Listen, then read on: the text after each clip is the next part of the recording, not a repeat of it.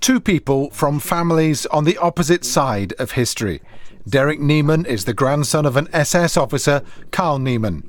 Noemie Lopian from Manchester is the daughter of a Holocaust survivor, Ernst Bornstein, who wrote a book about his experiences. My father had nightmares throughout his life. I never knew about that. He shielded me from that. And that's how he finishes his book in The Long Night. He says that from the outside, we survivors look the same, but from the inside, we were never the same again. Derek Noemie discovered his family's secret while trying to trace his German father's boyhood home.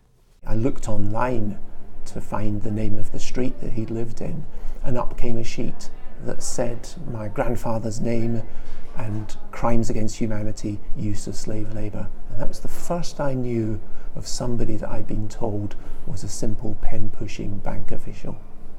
And he was also doing accounts for the SS. He knew why 8,000 workers had disappeared one night, that they'd been massacred. He recorded carriages, railway carriages, full of the clothes of Jews who'd been gassed.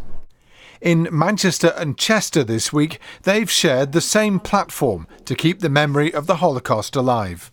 It must hurt him that his flesh and blood did such atrocities and was part of this murder machine. And like Derek says himself in his own words, he wants to do good. Noemie and Derek opened themselves up to their audience's questions. The answers don't always come easily.